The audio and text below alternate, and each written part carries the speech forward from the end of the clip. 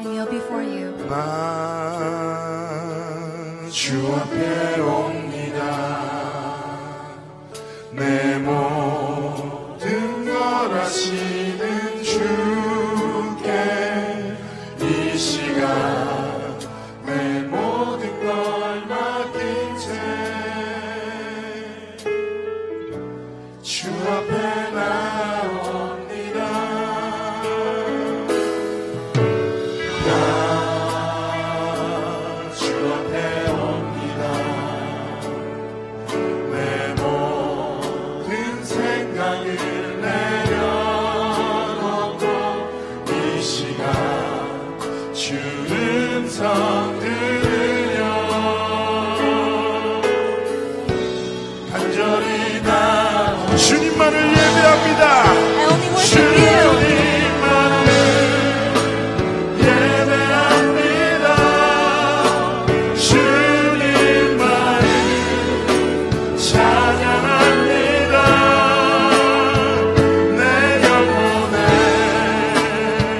주님의 성령 주만의 죄를 속 기뻐하니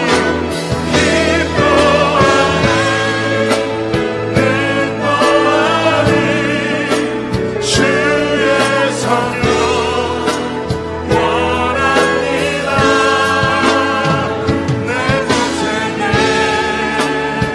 주님의 나라 희망의 하루 주님만을 예배합니다. I only worship you.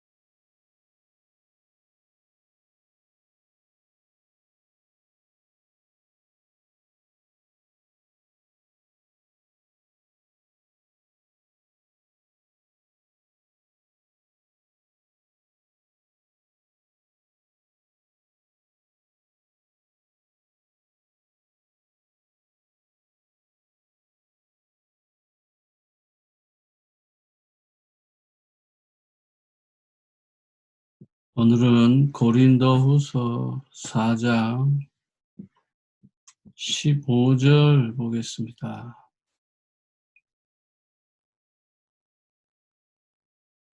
14절, 15절입니다. 주 예수를 다시 살리시리가 예수에 함께 우리도 다시 살리사 너희와 함께 그 앞에 서게 하실 줄 아노라. 이는 모든 것이 너희를 위함이니 많은 사람의 감사로 말미암아 은혜가 더하여 넘쳐서 하나님께 영광을 돌리게 하려 함이라. 아멘. 우리가 삶의 가장 중요한 것은 우리가 살아있다라고 하는 것입니다. 살아있는 것을 느낄 때가 가장 소중한 것이죠.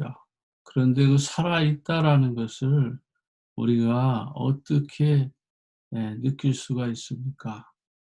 그것은 바로 죽음이라는 것은 다른 사람들의 그 아픔과 질병과 고난과 핍박과 때로는 죽음이라는 것을 간접적으로라도 경험하고 직접적으로라도 우리가 주변의 가족이나 사랑하는 사람들의 그런 문제와 사건과 죽음 앞에서 내가 살아있는 존재의 이유를 확인하게 되는 것입니다.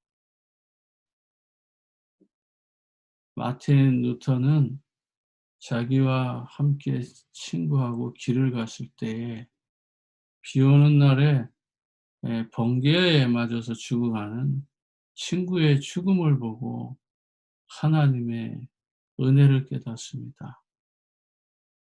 내 친구의 죽음마도 해결할 수 없는 것이구나. 그렇게 사랑하는 친구가 죽어가는데 나는 아무것도 할 게 없었구나. 그의 방황은 결국은 로마서를 읽어가면서 로마서를 연구하면서 의인은 믿음으로 말미암아 살 수밖에 없다라고 하는 것을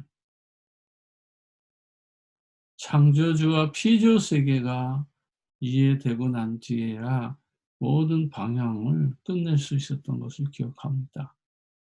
친구의 죽음 앞에서 자기가 무력하다라는 것을 인정할 때 신의 가치가 드러나게 된 것입니다. 거기에 더해져서 복음의 가치가 그에게 발견되어졌을 때에 로마서의 그 말씀은 자신의 인생을 바꾸는 천명과도 같은 그러한 말씀이 됐던 것입니다. 어제도 말씀드렸지만 최고의 복이 바로 그리스도를 고백하고 그리스도를 깨닫는 것이라 했습니다. 그것은 곧 하나님의 자녀된 신분과 권세를 가지게 되는 것입니다. 하나님의 자녀라는 것은 어떤 환경 가운데서도 낙심하거나 망하지 않는다고 하는 것이 바울 사도의 말씀의 약속입니다. 이것이 하나님의 말씀의 약속입니다. 그렇다면 하나님의 자녀는 어떤 자녀입니까? 베드로전서 2장 9절과 10절에 비교해 봤을 때는 왕 같은 제사장이요 거룩한 나라의 소유된 백성입니다. 하나님의 자녀는 반드시 성령이 내주하기 때문에 보혜사 성령께서 저와 여러분의 인생을 이끌어 가십니다. 그렇기 때문에 우리가 하나님의 자녀라면 성령의 인도를 받는 거예요. 요한복음 14장 16절 17절에 보혜사 성령이 임하니까 결국은 우리가 깨닫고 알게 되고 말하게 될 정도로 인도를 받게 되는 거예요. 성령의 인도를 받았던 다니엘은 그 바벨론 포로 한가운데 있을 때에도 좌로나 우로나 흔들리지 않고 우상 앞에 절하지 않고 우상의 음식을 먹지 않겠다고 올바른 선택을 하는 것입니다. 다니엘은 비록 혼자지만 하나님 앞에 먼저 뜻을 정하고 기도하고 결단했을 때 또한 친구들이 또 합력하잖아요. 성령의 인도라는 것은 하나님이 원하는 선택을 하는 것입니다. 그러므로 하나님이 주시는 그 축복을 누리는 거죠. 성령의 인도를 따라가니까 바울처럼 기도 응답이 이루어지는 겁니다. 바울처럼 그 기도 응답이 사실적으로 이루어지는 거죠. 요한복음 15장 7절에 포도나무에 붙어 있기만 해도 열매를 맺는 거잖아요. 응답을 받는 거잖아요. 그러니까 하나님 자녀된 이 신분을 우리가 잘 누려야 되는 거죠. 그럼 하나님 자녀된 권세는 또한 뭡니까? 예수 이름으로 기도할 때 흑암의 세력을 이길 수 있다는 거예요. 예수님께서 분명히 교회가 된 너희에게 약속하신 게 뭡니까? 음부의 권세가 결단코 너희를 이기지 못할 것이라고 하는 것입니다.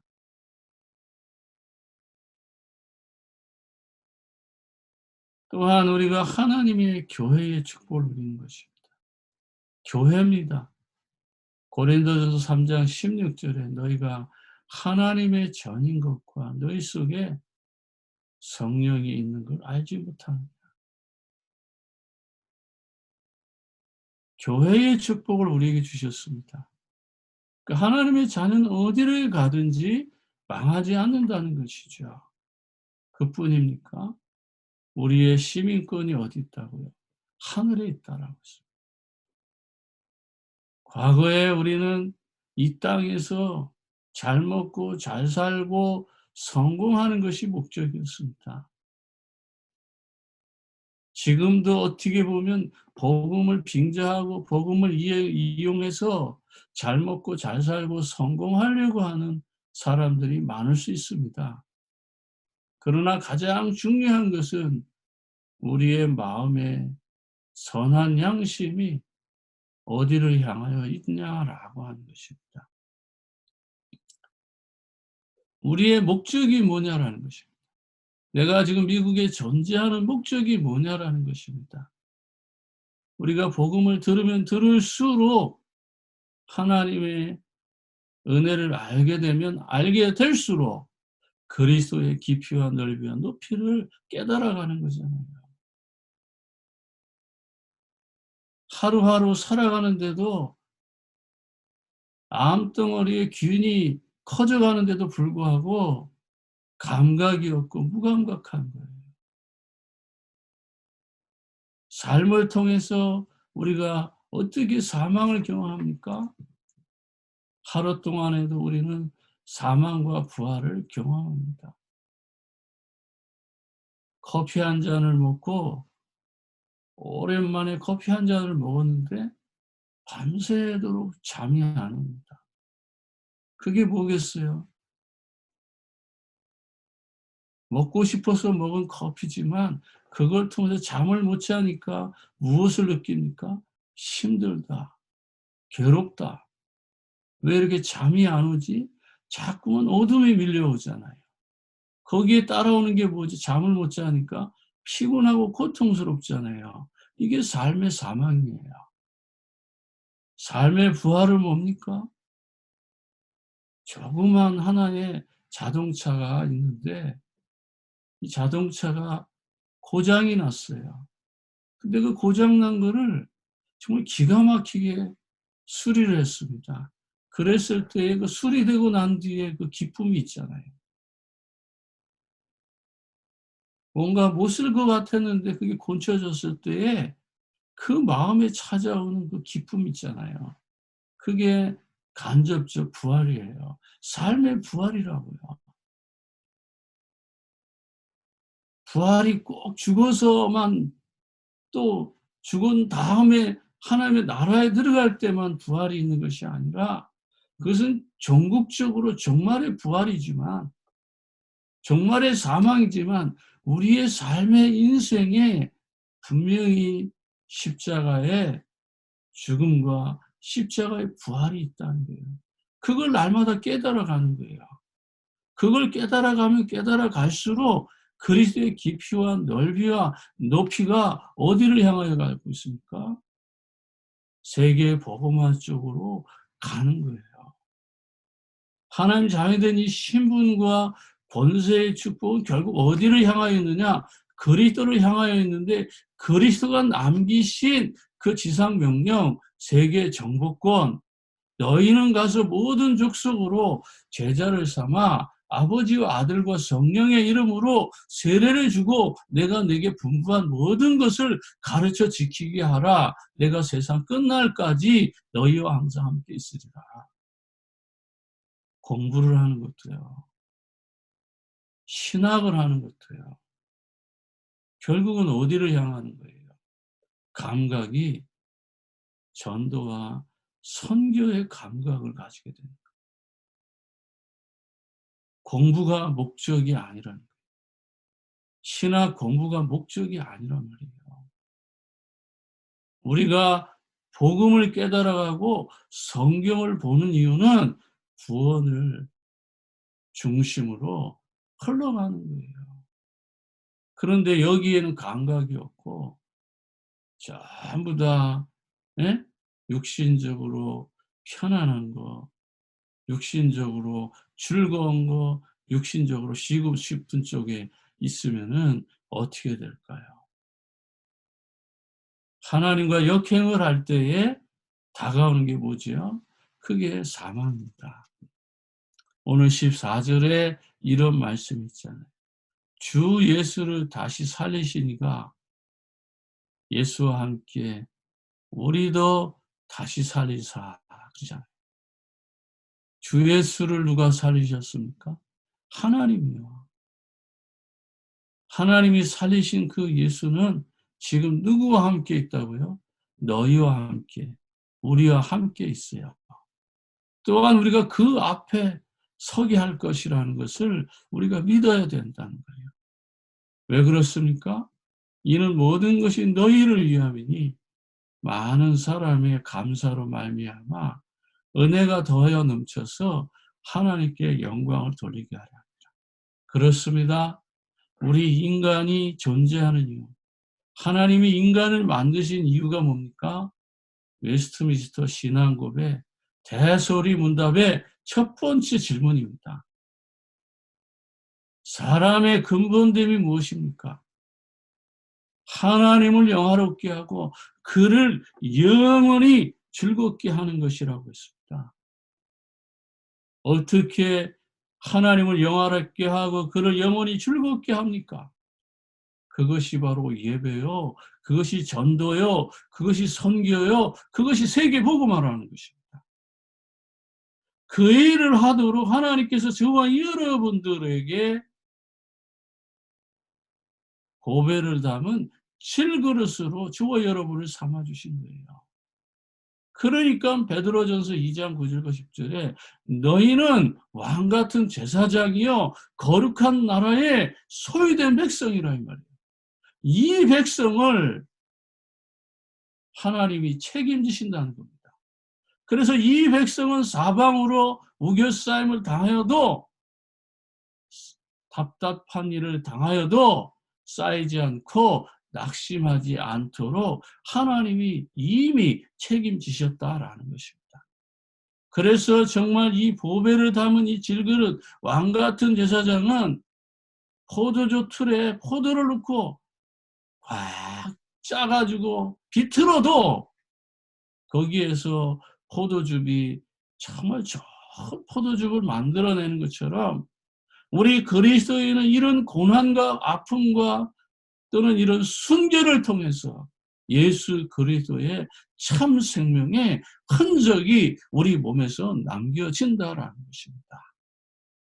예수를 위해서 죽음에 넘겨줄 수 있는 헌신과 충성과 봉사와 열심과 헌금과 전도와 선교를 하면은 하나님께서 그 인생을 책임질 뿐만 아니라 이 땅에서부터 높임을 받을 수 있는 영광이 나타난다는 것입니다. 결과적으로 나를 통해서 마지막에 하나님께 영광을 돌리는 귀한 언약의 백성, 하나님의 자녀가 될 이 어마어마한 축복의 주역들이 되기를 주 예수 그리스도 이름으로 축복합니다. 기도하겠습니다. 하나님 아버지 감사합니다. 우리가 예수 그리스도를 깨닫고 예수 그리스도를 누리며 그 예수 그리스도 안에 있는 이 참된 축복을 누리게 하옵소서.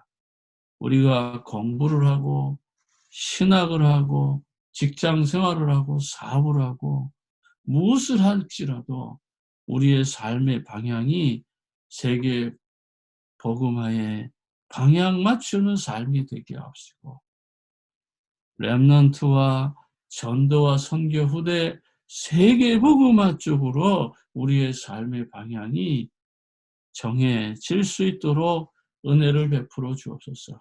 매 순간 매일매일 십자가의 죽음과 십자가의 부활을 경험할 수 있도록 은혜를 베풀어 주옵소서. 모든 영광을 주님께 돌리며 지금도 살아서 응답하시는 우리 구주 예수님의 이름으로 기도합나이다. 아멘.